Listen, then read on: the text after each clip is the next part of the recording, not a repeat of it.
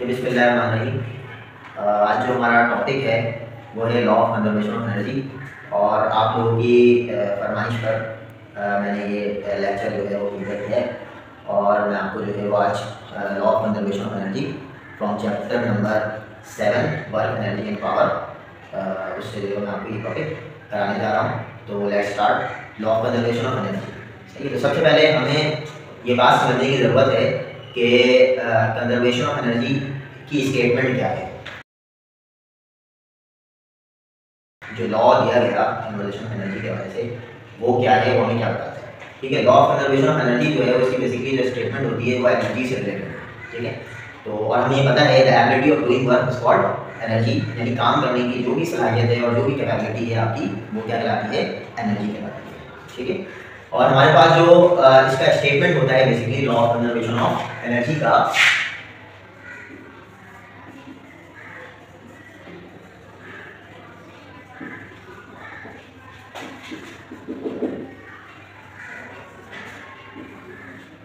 इसकी जो स्टेटमेंट है वो है energy can neither be created nor destroyed, but it can be formed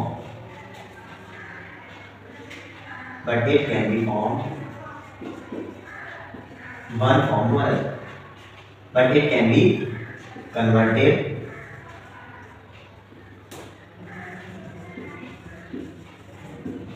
from one form to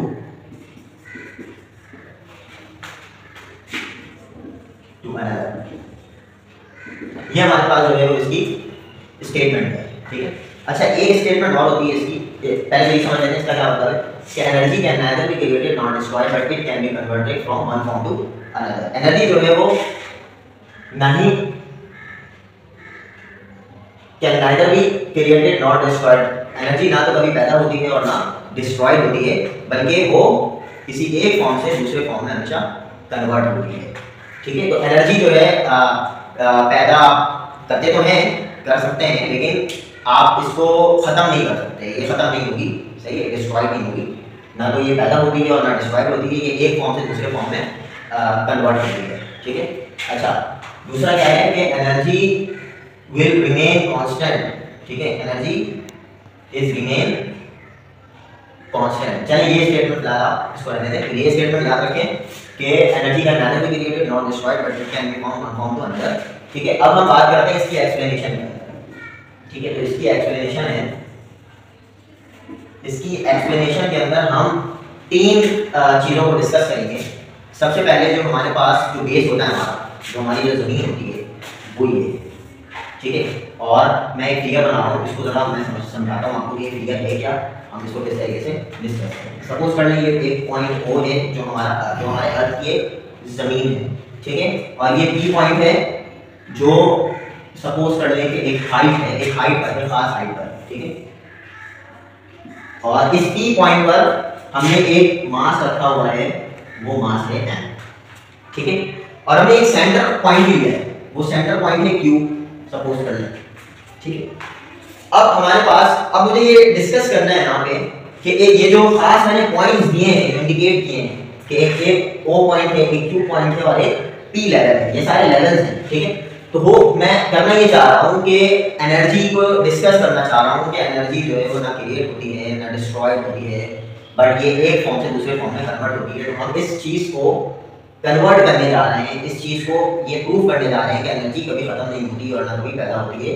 ये जब दुनिया बनी थी तो उस टाइम एनर्जी जो है वो एक खास अमाउंट ऑफ एनर्जी इस पूरी दुनिया के अंदर ट्रांसफ़र कर दी गई थी, और तो ये एक ही टाइम पैदा हुई थी और अब ये ट्रांसफर होने जा रही है एक जगह से दूसरी जगह। ठीक है, तो इसी तरीके से हमने एक मास ऑफ बॉडी, यानी बॉडी का एक मास हमने क्या किया है, सपोज किया है, एक बॉडी सपोज किया है जो कि पॉइंट P पर है और एक खास जमीन से एक खास हाइट पर है।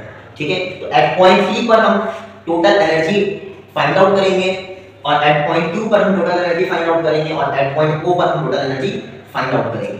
ठीक है, तो सबसे पहले एक्सप्लेनेशन के बाद सबसे पहले हमारे पास बाकी आप लोगों ने करना ये है कि इसको थोड़ी बहुत जो वर्डिंग जो आप लोग खुद से लिख सकते हैं वो लिखें। जैसे consider body of mass m at point P which is the distance of height from the earth, ठीक है, एंड द मास और फिर क्या होगा कि mass is freely falling to the earth and to the earth at point O। इस तरीके से आपने जो है वो इसको थोड़ा सा मतलब थोड़ी बहुत अपनी बॉडी के अंदर लिख देना है। मैंने जस्ट इसकी डेरिवेशन करनी है और मैंने आपको समझाना है कि टोटल एनर्जी जो है वो क्या होगी एट पॉइंट P, Q और O, ठीक है। तो first let's discuss first at point P the total energy is equals to, you know that at point P the total energy is equals to potential energy is plus kinetic energy, okay। so you already know that कि potential energy और kinetic energy का जो formula होता है हमारे पास क्या होता है कि potential energy बराबर होता है हमारे पास mgh और kinetic energy बराबर होता है हमारे पास half mv square. so you already know that कि पोटेंशियल एनर्जी और काइनेटिक एनर्जी के अंदर जो सेम क्वांटिटी है यानी जो सेम वैल्यू है वो मास है। तो मास दोनों के अंदर मौजूद है और जो बेसिकली जो डिफरेंस करता है हमारे पास पोटेंशियल एनर्जी और काइनेटिक एनर्जी के दरमियान वो हमारे पास हाइट और वेलोसिटी करता है। यानी पोटेंशियल एनर्जी जो है वो बेस करता है हाइट के ऊपर कि अगर पोटेंशियल एनर्जी का मतलब है कि अगेंस्ट द फील्ड मूव करना, ठीक है, अगेंस्ट द फील्ड यानी ये आपके पास फील्ड में ये आपकी अर्थ है और आप जो है एक बॉडी को अर्थ से हाइट पर लेकर के जा रहे हैं। जब जब हाइट इंक्रीज होगी, अब आप इसकी डेफिनेशन को पढ़ लीजिएगा कि भाई कोई भी ऐसी मूवमेंट जो अगेंस्ट द फील्ड मूव कर रही है वो पोटेंशियल एनर्जी कहलाती है, ठीक है। अगेंस्ट द फील्ड कोई हो सकती है, अर्थ भी हो सकती है फील्ड, ठीक है। कोई तूफान हो सकता है कि आप उस तूफान को ब्रेक करते हुए आगे जा रहे हैं, कोई इस तरह का कोई बेल्ट हो सकता है कि आप उसको ब्रेक करके आगे जा रहे हैं, तो वो क्या है फील्ड के अगेंस्ट जा रहे हैं, उस कवर कर रहे हैं वो डिस्टेंस, तो वो पोटेंशियल एनर्जी यानी वो एनर्जी जो आप फील्ड के अगेंस्ट जा रहे हैं और उस वक्त जो एनर्जी आपके अंदर स्टोर हो रही है वो एनर्जी पोटेंशियल एनर्जी रहेगी। और अगर आप नॉर्मली हम मूव कर रहे हैं, पैदल चल रहे हैं, ठीक है, वॉक कर रहे हैं, कुछ भी, तो उस वक्त एनर्जी यूज होगी तो काइनेटिक एनर्जी होगी। तो काइनेटिक एनर्जी बेस करता है वेलोसिटी के ऊपर, बॉडी की वेलोसिटी के ऊपर, और पोटेंशियल एनर्जी बेस करता है हाइट के ऊपर कि हम जमीन से कितना ऊपर उठते हैं, ठीक है। तो मुझे ये बताएं कि ये जो मास है हमारे पास ये हाइट पर है, तो इसका मतलब ये कि मैक्सिमम हाइट पर है। तो इस हाइट पर हमारे पास जो काइनेटिक एनर्जी होगी वो इस पॉइंट पर काइनेटिक एनर्जी इसकी बिल्कुल जीरो होगी, क्योंकि जहां पर इस पॉइंट पर ये बॉडी अभी एट रेस्ट रुका हुआ है, हमने बॉल को ऊपर से अभी फेंकना है, नीचे हमने फेंका नहीं है। इसका मतलब ये है कि इसकी वेलोसिटी अभी क्या है जीरो है, तो इसका मतलब काइनेटिक एनर्जी की वैल्यू क्या होगी यहाँ पे जीरो होगी। So now we calculate after the kinetic energy which is called potential energy, ठीक है। तो you know that kinetic energy जो होगी वो जीरो के बराबर होगी और potential energy हमारे पास क्या होगी, potential energy जो है हमारे पास इस पॉइंट पर होगी mgh, maximum potential energy mgh, ठीक है, ये हमारे पास होगी mgh। potential energy की वैल्यू होगी mgh और आपने ये देखा कि 0 से लेकर O से लेकर P तक जो हाइट है हमारे पास वो h है, और यकीनन ये बॉल जो है वो जमीन से कहां गया होगा, ऊपर गया होगा। तो मैक्सिमम पोटेंशियल एनर्जी जो इसकी होगी इस पॉइंट पर P पॉइंट पे mgh होगी। तो मैं इसको यहां पर रख देता हूं, यहां पे कर देता हूं कि काइनेटिक एनर्जी 0 है, सो टोटल एनर्जी क्या बन जाएगी, काइनेटिक पोटेंशियल एनर्जी होगी mgh प्लस 0। ये टोटल एनर्जी आ गई mgh एट पॉइंट O, सही है। मैं लिख ले रहा हूं total energy at point O, ये होगी mgh,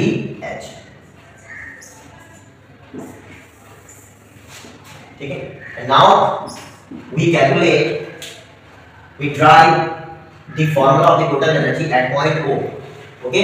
सो अब मैं डिस्कस करने जा रहा हूं at point O total energy की वैल्यू क्या होगी। यकीनन आप लोगों को मालूम है कि आंसर क्या आना चाहिए। जब हम law of conservation of energy के बारे में बात कर रहे हैं तो आंसर बिल्कुल हर पॉइंट पर, चाहे वो O पॉइंट हो, P पॉइंट हो या Q पॉइंट हो, आंसर हमारे पास क्या आना चाहिए mgh भी आना चाहिए, ठीक है। एक चीज मैंने आपको डिस्कस करना भूल गया कि ये जो डिस्टेंस है मैं ये सपोज कर रहा हूं, क्योंकि मैंने सेंटर पॉइंट लिया है तो मैं इसको सपोज कर रहा हूं x के बराबर है, ये x डिस्टेंस के बराबर है।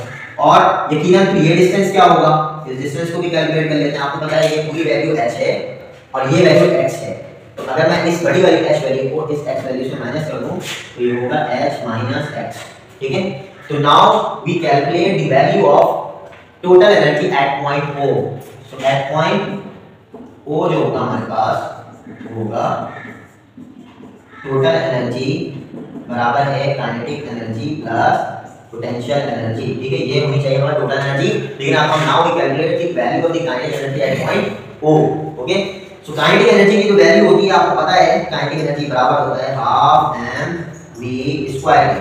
ठीक है, सो मुझे नहीं मालूम यहाँ पर कि अगर मैं इस बॉडी को छोड़ता हूँ ऊपर से फ्रीली फॉलिंग, तो वो क्या होगा कि वो नीचे आएगा और नीचे आके इस पॉइंट पर उसकी वेलोसिटी सबसे ज्यादा होगी और इस पॉइंट पर काइनेटिक एनर्जी की जो वेलोसिटी थी वो यानी इनिशियल वेलोसिटी जो थी वो 0 के बराबर थी। अभी मैं एट पॉइंट को डिस्कस कर रहा हूँ, तो इनिशियल वेलोसिटी 0 के बराबर होगी और यहाँ पे फाइनल वेलोसिटी जो होगी इसकी वो v के बराबर होगी। क्यों? क्योंकि अगर मैं इस बॉल को छोड़ता हूँ ऊपर से तो उसकी इनिशियल वेलोसिटी 0 होती है और जब ये नीचे आएगा जमीन से टकराने से थोड़ा सा लिटिल बिट टाइम पहले, एट इंस्टेंट टाइम और little bit time before touching the earth, यहाँ पे जो वैल्यू होगी वो vf जो होगी वो v के बराबर होगी। फाइनल वेलोसिटी को मैंने v ले लिया, यानी कोई ना कोई वेलोसिटी होगी वो ज्यादा होगी, 0 से ज्यादा होगी, तो vf की vf जो होगी यहाँ पे वो v के बराबर होगी। ठीक है, तो मैं यहाँ पे v फाइंड आउट करने जा रहा हूँ। यहाँ पे क्या फाइंड आउट करने जा रहा हूँ? v। तो now we calculate, we find the value of v using second equation of motion, second equation of motion। ठीक है, second equation of motion वो क्या होती है? 2as equal to vf square minus vi square। सही है, you already know that ये जो a की वैल्यू है, ये a जो होगा हमारे पास ये क्या होगा? g होगा। ठीक है, a जो होगा वो g होगा, क्योंकि जब भी हम बात करते हैं फ्रीली फॉलिंग बॉडी की तो एक्सेलरेशन जो होती है वो एक्सेलरेशन ड्यू टू ग्रेविटी बन जाती है, a की वैल्यू g बन जाएगी। ठीक है, और s जो होगा वो हमारे पास हाइट हो जाएगा, vf की वैल्यू हमने v सपोज की है, इसका स्क्वायर माइनस ये vi 0 का स्क्वायर, तो v की वैल्यू 2gs बराबर आ जाएगी वैल्यू इसकी v स्क्वायर के बराबर। ठीक है, this is the value of v square. You know that you will apply root at the both side, so you will get v, the value of v। okay, so v is equals to 2gh। तो मैंने इसको v square ही रखा, क्यों? क्योंकि kinetic energy का formula अगर मैं लेता हूं यहाँ पे क्वेश्चन नंबर 1, तो काइनेटिक एनर्जी के फॉर्मूला में मैं डायरेक्ट v स्क्वायर की वैल्यू यहाँ पे रख सकता हूं। तो फिर देखता हूं कि आंसर मेरे पास क्या आता है। ठीक है, एंड मैं इसको थोड़ा सा जो है वो इसको मिला नहीं रहा। ठीक है, यहाँ पे थोड़ी सी वर्किंग करूंगा आगे। ठीक है, अब यहाँ पे देखें कि ये जो हमारे पास इक्वेशन नंबर 1 है, मैं इस इक्वेशन नंबर 1 को लिखता हूँ। इक्वेशन नंबर 1 जो है वो क्या है? Kinetic energy equals to half m v square, और हाफ ऐसे आएगा एम वी स्क्वायर की वैल्यू क्या है? 2gh। ठीक है, 2 से 2 कैंसिल और mgh, काइनेटिक एनर्जी की वैल्यू क्या आ गई? mgh। ठीक है, एट पॉइंट O, मैं अभी डिस्कस कर रहा हूं एट पॉइंट O। ठीक है, O पॉइंट पर काइनेटिक एनर्जी की वैल्यू आ गई mgh। Now we calculate the total energy of the, ठीक है, इसको मैं कैलकुलेट कर रहा हूं कि टोटल एनर्जी जो होगी वो होगी kinetic energy plus potential energy. Okay, so you know that at earth पर कोई भी हाइट नहीं है, अर्थ पर कोई भी डिस्टेंस कवर नहीं हुआ ऊपर की तरफ, तो अर्थ पर जो पोटेंशियल एनर्जी है हाइट 0 है अर्थ पर, तो काइनेटिक एनर्जी जो होगी वो मैं डाल चुका हूं एट पॉइंट O, वो क्या है? mgh है, और पोटेंशियल एनर्जी की वैल्यू 0 होगी क्योंकि हाइट 0 है अर्थ पर एट पॉइंट O। यहाँ पर हाइट क्या है हमारे पास? 0 है। यहाँ पे रखूंगा जब पोटेंशियल एनर्जी के फॉर्मूले में यहाँ पे जब ऐसे 0 रखूंगा तो ये पूरी वैल्यू क्या हो जाएगी? 0 हो जाएगी। तो यहाँ पे PE जो है टोटल एनर्जी जो है वो क्या हो जाएगी? mgh at point O। Okay, so we have discussed the total energy of this ball or this object is at point O is mgh, and total energy at point P is also mgh। P at point P is mgh, or total energy at point O is also mgh।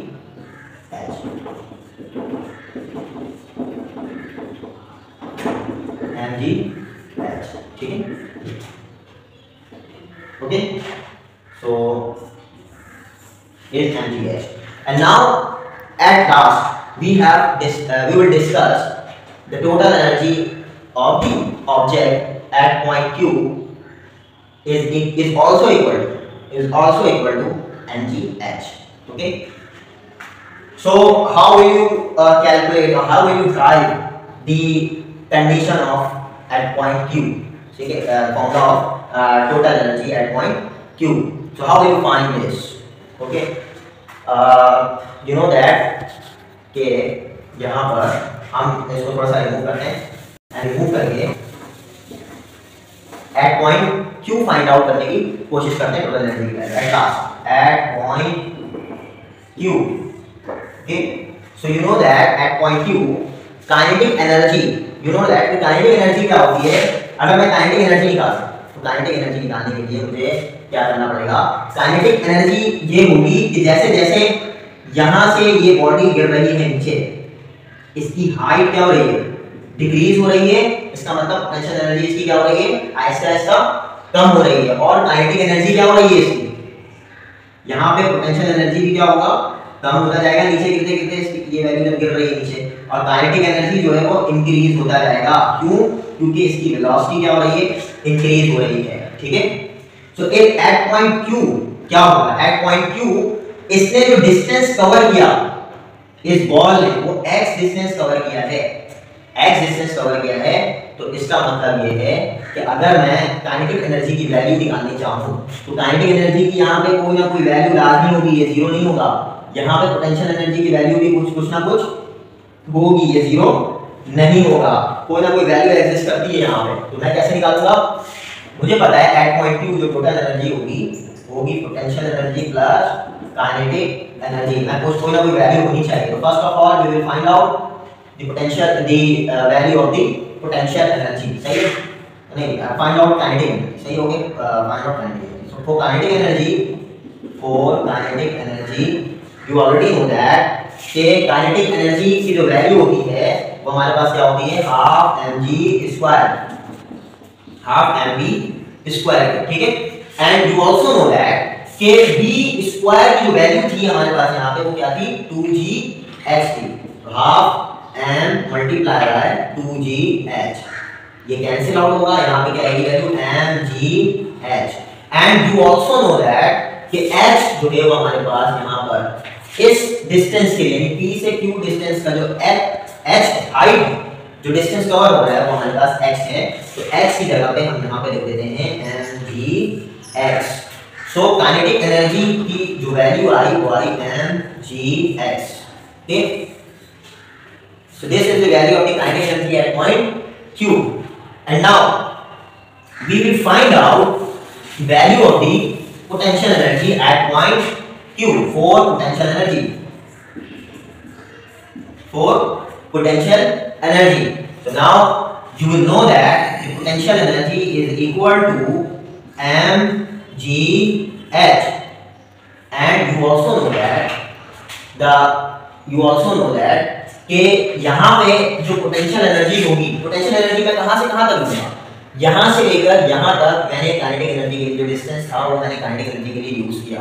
क्यों use किया? वो इसलिए use किया क्योंकि यहाँ से जब ये नीचे जा रहा था तो इसकी वेलोसिटी ज़्यादा थी और पोटेंशियल एनर्जी हमारी डिक्रीज हो रही थी. तो इसकी वजह से जो डिस्टेंस कवर हुआ उसको हमने हाइट की जगह पे क्या ले लिया? एस लिया था. अब यहाँ पे जो पोटेंशियल एनर्जी होगी, पोटेंशियल एनर्जी की जो वैल्यू आएगी वो जो हमारे पास जो हाइट डिस्टेंस है वो पोटेंशियल एनर्जी हम क्या जो डिस्टेंस लेंगे हम क्या लेंगे? h minus x. जो रिमेनिंग वैल्यू होगी, जाहिर सी बात है हमने यहाँ से यहाँ तक काइनेटिक एनर्जी लिया तो जो रिमेनिंग वैल्यू है वो पोटेंशियल एनर्जी होनी चाहिए. वो हाइट वो डिस्टेंस इसके अंदर आना चाहिए, पोटेंशियल एनर्जी के अंदर आना चाहिए. अगर हमने ये काइनेटिक एनर्जी लिया है तो ये पोटेंशियल एनर्जी आना चाहिए.